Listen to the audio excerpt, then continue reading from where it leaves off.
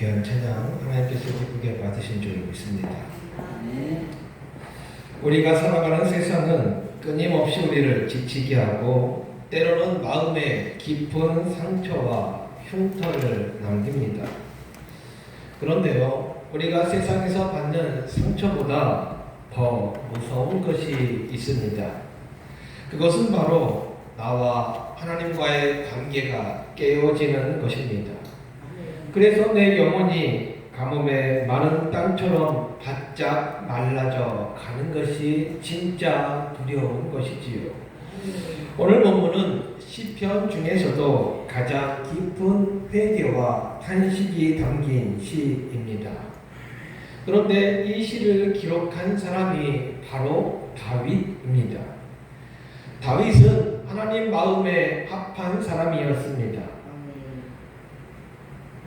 밭에서 들에서 양을 치던 보잘것없는 목동이었는데요. 이스라엘의 가장 위대한 왕으로 높임받은 사람이 바로 다윗입니다.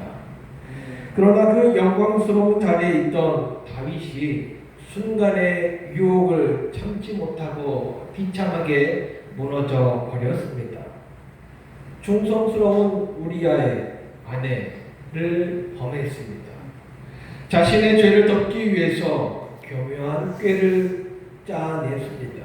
그 충직한 우리아를 전쟁터에서 죽게 만들었습니다. 다윗은 아무도 모를 것이다 라고 생각했습니다.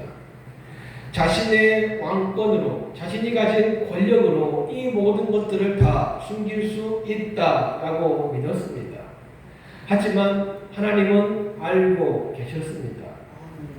이름도 없는 나단 선지자를 보내셨습니다. 다윗의 숨겨진 죄를 백일하에 다 발가벗겨 드러내셨습니다. 선지자의 책망 앞에 다윗은 완전히 깨져버리고 말았습니다. 자신의 죄가 얼마나 끔찍한지, 하나님 앞에서 얼마나 자신이 무서운 범죄를 저질렀는지 깨달은 이 다윗, 그 자리에서 왕관을 벗어버리고 베옷을 입으며 죄를 뒤집어 쓰고 눈물로 침상을 적시며 하나님 앞에 엎드렸습니다. 그 처절한 회개의 현장에서 터져나온 고백이 바로 오늘 본문입니다. 다윗은 하나님 앞에 자신이 범한 그 환경을 바꿔달라고 기도하지 않았습니다. 왕권을 도전해 달라고 기도하지도 않았습니다. 그가 기도한 것은 오직 한 가지, 회복이었습니다. 하나님과의 멀어진 관계의 회복, 무너진 영혼의 회복을 위해서 기도했습니다. 오늘 예배를 드리는 우리 가운데 혹시 영적으로 침체되어 마음의 기쁨을 잃어버리신 분 계십니까?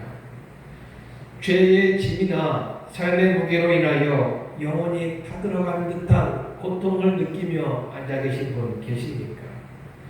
오늘 다윗의 고백을 통하여 하나님께서 우리에게 베푸시는 회복의 은혜가 무엇인지를 깊이 깨닫고 그 은혜를 온전히 누리시는 축복이 우리에게 있기를 간절히 기도합니다. 10절 말씀을 보면요, 하나님이여 내 속에 정한 마음을 창조하시고 내 속에 정직한 영을 새롭게 하소서. 다윗이 회복을 위해 첫 번째 한 기도는요, 내 마음에 정한 마음을 창조하여 주십시오. 그리고 두 번째로는 정직한 영에 새롭게 하여 주십시오 라고 기도했습니다. 다윗은 매우 중요한 단어를 사용했는데 바로 창조하시고 라는 단어입니다. 여기서 이 창조하시고 라는 단어는 히브리어 원어로 바라라고 하는 단어입니다. 그런데 이 바라라고 하는 이 단어는요, 오직 하나님께만 사용되는 단어입니다. 인간이 기존에 있는 재료를 가지고 무엇인가를 만드는 것이 아니라 아무것도 없는 상태에서 온전히 새로운 것을 창조하는 때 쓰는 단어가 바로 이 바라입니다. 창세기 1장 1절 말씀을 보면 하나님이 태초에 천지를 창조하시니라, 이때 쓰여진 단어가 바로 바라입니다. 다윗은요, 자기 아내는 스스로 도덕적으로 깨끗해질 수 있는 능력이 없다는 사실을 잘 알고 있었습니다. 자신의 결단이나 노력, 수양으로는 썩어버린 마음을 고쳐 쓸 수 없다는 것을 잘 알고 있었어요. 오직 창조주 하나님께서 내 안에 새로운 마음을 봐라. 즉 무에서 유를 창조해 주셔야만 내가 살 수 있다는 것을 알고 간절하게 고백하고 있는 것입니다. 죄가 우리의 마음에 들어오면 우리의 마음은 오염되겠지요. 죄가 들어오면 하나님을 향했던 정직한 영은 온데간데 없어집니다. 그리고 그 자리에 변명과 핑계, 거짓과 교만이 가득 차게 되는 것입니다. 다윗 또한 마찬가지였습니다. 죄를 지은 후에 나단 선지자가 오기 전까지 그 수개월 동안 자기 자신과 이스라엘 백성들을 속이며 살아왔던 것이지요. 언제 들킬지 모르는 그 심정 알고 계시지요? 경험해 보셨지요? 네가 한 죄를 네가 알렸다? 얼마나 그 영혼이 괴로웠겠습니까? 시편 32편에서 다윗은 그 시기를 이렇게 회상합니다. 내가 이불을 열지 아니할 때 종일 신음함으로 내 뼈가 쇠하였도다.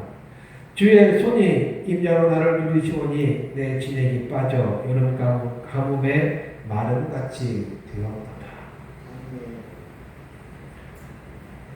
하나님 없는 척, 그리고 자신은 죄가 없는 척, 이런 정직하지 못한 영의 상태, 우리의 진액을 말라버리게 하는 것이지요. 그런 것을 알고 있었던 다윗은 이렇게 부르짖습니다. 하나님, 내 힘으로는 안 됩니다. 내 속에 깨끗한 마음을 새로 창조해 주시고 핑계대지 않는 정직한 영으로 나를 다시 새롭게 하여 주십시오. 성경을 보면 자신의 힘으로는 도저히 정결해 줄 수 없어 소망 없이 살아가다가 우리 주님의 창조적 은혜로 새 마음을 얻은 한 사람이 등장하는데 그 사람이 바로 세리마태입니다. 우리가 흔히들 세리하면 삭개오부터 떠올리지요. 하지만 예수님의 12 제자 중에 한 사람이었던 마태 역시 세리였습니다. 당시 세리라는 직업은 동족 유대인들에게 손가락질 받는 죄인의 대명사였습니다. 로마의 세금을 거둬들이며 동족의 피를 빠는 매국노였습니다. 마태는 비록 돈은 많았을지 모르겠지만 그 마음은 늘 죄책감, 외로움, 오염된 마음으로 가득 차 있었습니다. 아무도 그에게 너는 정결한 사람이야, 너는 소중한 사람이야 라고 말해주는 사람 한 명도 없었습니다. 세상은요, 이 세리 마태를 고쳐 쓸 수 없는 쓰레기로 여겼습니다. 어느 날 예수님께서 가버나움 세관에 앉아있던 마태를 지나치시다가 마태를 바라보셨습니다. 그리고는 단 한마디를 건네셨습니다. 어떤 말씀이요? 나를 따르라. 예수님의 이 한마디는 마태의 부패한 영혼에 떨어진 창조의 말씀이었습니다. 예수님은요, 마태에게 그 어떤 것도 묻지 않으셨습니다. 세리로서 지은 죄를 도덕적으로 비판하며 수리하려고 하지 않으셨습니다. 주님이 그를 부르시는 순간 마태의 오염된 마음속에 정직한 영이 창조되었다는 사실입니다. 세리 마태는 그 즉시 자리에서 일어나 모든 것을 버려두고 예수님을 따랐습니다. 그리고 자기 집에서 잔치를 크게 벌였습니다. 세상이 손가락질도 하던 세리 마태는 예수 그리스도의 창조적인 은혜를 입어서 마태복음을 기록한 위대한 사도로 온전히 새롭게 변화되었다는 사실입니다. 오늘 우리에게도 이 은혜가 꼭 필요합니다. 내가 조금 노력하면 나아지겠지? 이런 생각 내려놓으십시오. 우리의 노력은요, 한계가 있습니다. 우리 스스로는 마음을 정결하게 할 능력이 없습니다. 창세기 3장에서 아담과 하와가 선악과를 따먹는 순간 우리는 죄를 안 지을 자유가 박탈되었다는 것이죠. 오직 십자가의 보혈로 우리의 마음을 새롭게 씻어주시고 우리 안에 정직한 마음, 정한 마음을 창조하신 그 하나님의 은혜를 경험해야만 새롭게 되어질 수 있습니다. 하나님 앞에 있는 모습 그대로 나아가십시오. 주님, 내 마음이 패역하고 버려버렸습니다. 내 힘으로는 안 됩니다. 주님의 능력으로 내 속에 정한 마음을 창조하여 주옵소서. 이렇게 부르짖으십시오. 하나님이 우리의 영혼을 새롭게 해 주실 줄 믿습니다. 11절 말씀을 보면 나를 주 앞에서 쫓아내지 마시며 주의 성령을 내게 거두지 마소서. 다윗의 두 번째 간절한 기도는 하나님의 임재의 회복입니다. 지금 이 순간 다윗의 자리는 왕의 자리에 있었습니다. 수많은 신하와 막강한 군사력, 거대한 궁궐과 많은 금은보화를 가지고 있었습니다. 그런데 다윗이 진짜 두려워했던 것은 왕위에서 쫓겨나는 것이 아니었습니다. 권력을 잃는 것도 아니었습니다. 백성들에게 비난받는 것도 아니었습니다. 다윗이 가장 두려워했던 것이 무엇입니까? 단 한 가지. 하나님 앞에서 쫓겨나는 것. 즉 주의 성령이 떠나가는 것이 가장 무서웠던 것이지요. 왜 다윗이 이것을 끝도록 두려워했을까요? 다윗은 자기의 앞선 왕이었던 사울 왕의 비극을 눈으로 똑똑히 지켜보았던 사람입니다. 사울이 누구입니까? 이스라엘의 초대 왕이었습니다. 하나님의 기름 부음을 받은 왕이었습니다. 그런데 사울이 지속적으로 하나님 말씀에 불순종하고 회개하지 않았을 때 성경은 이렇게 기록하고 있습니다. 사무엘상 16장 14절 말씀에 여호와의 영이 사울에게서 떠나고 여호와께서 부르시는 악령이 그를 번뇌하게 한지라. 그 당시에도 사울 왕은 왕의 자리에 있었습니다. 여전히 왕관을 쓰고 있었고 왕의 권력을 휘두르고 있었습니다. 그런데요, 하나님의 영이 떠난 사울의 삶은요, 마치 지옥과도 같았습니다. 불안에 떨어야 했습니다. 시기에 불타 올랐습니다. 광기와 절망에 사로잡혀서 비극적인 종말을 맞이하지 않았습니까? 사울은 혼자 죽었습니까? 아니요. 자기 아들들도 다 같이 죽었어요. 다윗은요, 그것을 똑똑히 지켜보았습니다. 그리고 깨달았지요. 아, 왕관이 나를 지켜주는 것이 아니구나. 이 거대한 궁궐이 나에게 평안을 주는 것이 아니구나. 하나님의 영, 주의 성령이 나와 함께 하시지 않는다면 나는 아무것도 아니구나 라는 사실을 깨달았다는 것이지요. 그래서 다윗은 부르짖었습니다. 하나님, 나에게서 왕관을 뺏어가서도 좋습니다. 하나님, 내 재산을 다 가져가셔도 좋습니다. 그러나 제발 나를 주의 앞에서 쫓아내지 마시고 주의 성령을 내게서 거두지 마옵소서. 우리 인생에 있어서 가장 큰 위기는 경제적인 위기도 건강의 위기도 아닙니다. 물론 이런 어려움이 아무것도 아니다라는 말씀은 절대 아닙니다. 다만 하나님의 임재를 잃어버리는 위기가 영적으로 가장 큰 위기다라는 말씀이지요. 예배 자리에 나와 앉아 있지만 하나님의 은혜가 느껴지지 않고 기도가 막히고 성령의 탄식이 느껴지지 않는다는 것은 영적인 경고, 신호임을 우리가 깨달아야 합니다. 그래서 우리는 이 시간 이렇게 기도해야 합니다. 주님, 세상의 그 어떤 것보다 성령님께서 함께 하시는 것이 가장 중요합니다. 나를 주의 앞에서 쫓아내지 마시고 주의 성령의 감동을 내게서 거두지 마옵소서. 이렇게 기도하는 우리 모두가 되시기를 주님으로 축복합니다. 이 부르짖음에 하나님은 아버지가 탕자를 안아 주시듯 우리를 따뜻한 성령의 임재로 감싸 안아 주실 줄 믿습니다. 12절 말씀을 보면 주의 구원의 즐거움을 내게 회복시켜 주시고 자원하는 심령을 주사 나를 받으소서.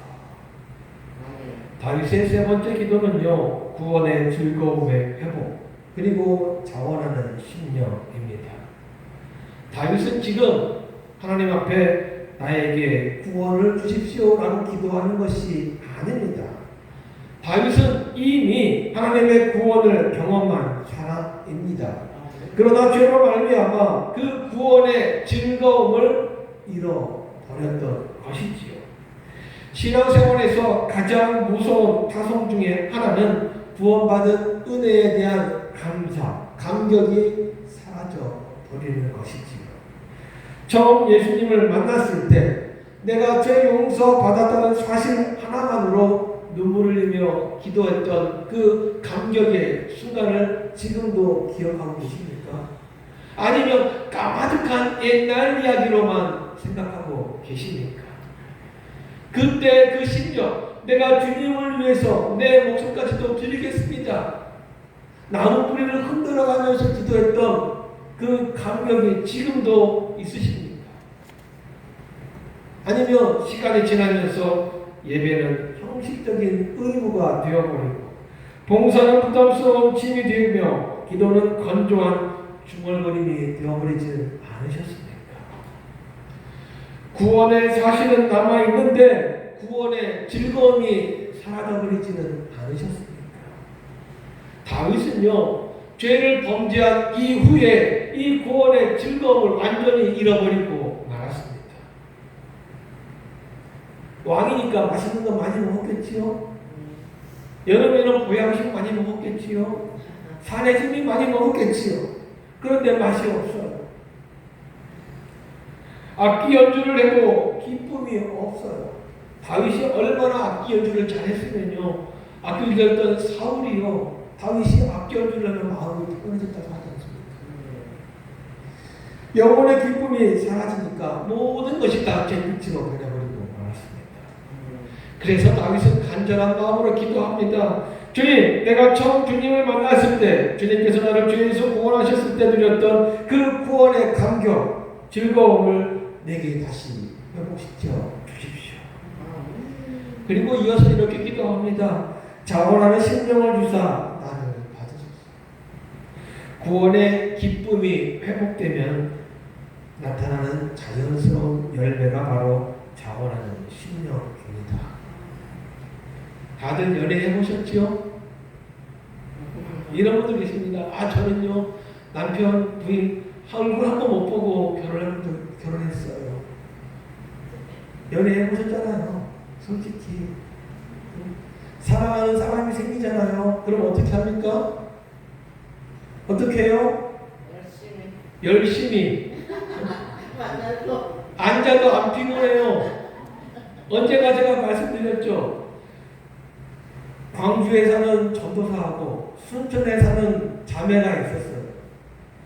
사역을 하니까 잘 못 만나. 한번 만나면 어떻게 해요? 광주에서 만나잖아요. 광주에서 만나다가 헤어질 시간이 돼. 그러면 자매를 그냥 버스 태워서 보냅니까? 아니요. 같이 타고 와. 순천까지 와요. 그리고 어떻게 합니까? 또 만나다가 헤어질 시간 되면 또 어떻게 해요? 자매가 또 거기까지 또 가. 그렇게 해도 피곤해요? 안 피곤해요? 안 피곤해요. 왜요? 사랑하니까요. 우리가 주님을 사랑하면요, 주님을 위해 헌신하는 것이 피곤할까요? 안 피곤할까요? 안 피곤해요. 억지로 하는 봉사, 율법적인 의무감으로 드리는 예배, 남의 눈치가 보여서 하는 헌신은 우리를 피곤하게 만들 뿐입니다. 그러나 나를 위해서, 나 같은 죄인을 위해서 십자가에서 피 흘리신 그 구원의 은혜가 너무나도 감사한 사람, 구원의 기쁨이 내 안에서 진짜 넘쳐나서 드리는 예배, 봉사, 우리에게 세상이 줄 수 없는 자유함과 기쁨을 주는 것이지요. 아멘. 다윗은요, 억지로 율법을 지키는 종의 마음이 아니라 하나님을 너무나도 사랑하여 기쁨으로 순종하는 자발적인 마음, 자원하는 신명을 달라고 기도하는 것이지요. 그렇다면 묻겠습니다. 우리의 신앙생활에는 이 구원의 즐거움이, 기쁨이 있으십니까? 아멘 소리가 작습니다. 주일 예배 시간에 드리는 시간이 주려하고 지루하고 봉사하는 자리가 짐스럽게 느껴지지는 않으십니까? 그렇다면 우리는 오늘 다윗처럼 부르짖어야 합니다. 십자가의 은혜를 잊어버린 나를 불쌍히 여겨 주십시오. 나를 구원하신 그 첫사랑의 감격과 구원의 즐거움을 다시 회복시켜 주십시오. 억지로가 아닌 자원하는 심령으로 주님을 예배하며 섬기는 사람 되게 주십시오. 말씀을 정리하려고 합니다. 오늘 본문에서 다윗이 부르짖었던 세 가지 기도를 꼭 기억하십시오. 내 속에 정한 마음을 창조하시고 정직한 영을 새롭게 주십시오.